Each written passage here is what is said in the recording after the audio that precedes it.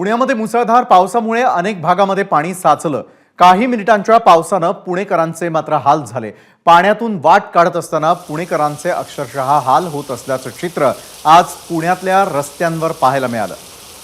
हा रस्ता पुण्यातील आहे हे सांगूनही तुम्हाला विश्वास बसणार नाही, कारण आज झालेल्या दमदार पावसानंतर पुण्यातल्या रस्त्यांवरती नाले सदृश्य परिस्थिती ओढावलेली होती। ओढ्यासारखं पाणी वाहताना पुण्यातल्या रस्त्यांवर आपण यावेळेला पाहू शकतोय।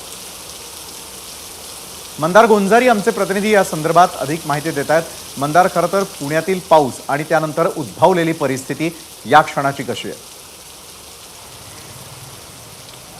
4 वाजता या पावसाला सुरुवात झाली। 5 वाजताच्या दरम्यान आपण पुण्यातील रस्त्यांची परिस्थिती लाईव्ह दाखवलेली होती की या रस्त्यांना अक्षरशः ओढ्याचं स्वरूप प्राप्त झालेलं होतं।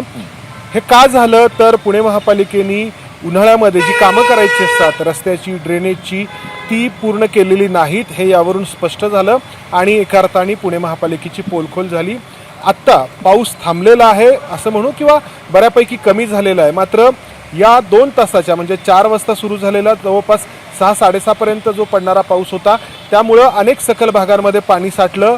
अनेक ठिकाणी वाहतुकीची समस्या निर्माण झाली। अजूनही काही ठिकाणी पाणी जे आहे ते साठून राहिलेलं आहे आणि ही नुकतीच पावसाळ्याची सुरुवात आहे। त्यामुळे येणाऱ्या दिवसांमध्ये जर हा पाऊस असाच सुरू राहिला तर एक मोठं प्रश्नचिन्ह जे आहे ते महापालिकेच्या कामासमोर निर्माण होणार आहे। कारण सुरुवातीच्याच पावसामध्ये आपण पाहतो आहोत की अनेक सखल भागांमध्ये पाणी साठले, अक्षरशः या रस्त्यांना ओढ्याचं स्वरूप आल्याचं आपल्याला पाहायला मिळतंय। आणि जी काही कामं झालेली आहेत, मग मेट्रोचं काम असेल किंवा इतर कामं असतील, यामुळं पाण्याचा निचरा होत नाहीये आणि एक नवं जे काही चित्र आहे ते पुण्यामध्ये निर्माण होत आहे। जे चित्र आत्तापर्यंत मुंबईमध्ये पाहायला मिळायचं की अनेक सखल भागांमध्ये मुंबईत पाणी साठायचं, ते आता पुण्यामध्ये व्हायला लागलेलं आहे। कारण अनेक बांधकामं जी आहेत ती नियमबाह्य पद्धतीने झालेली आहेत किंवा ही बांधकामं करताना जी काळजी घ्यायला हवी, मग रस्त्याची असेल, मेट्रोची असेल किंवा इतर कामाची असतील, स्मार्ट सिटीच्या नावाखाली जी काही कामं करण्यात आली, त्यामुळे पुण्यातला जंगली महाराज रस्ता असेल किंवा इतर महत्त्वाचे रस्ते असतील, या रस्त्यांवरती देखील मोठ्या प्रमाणात पाणी साठल्याचं आपण पाहतो आहोत।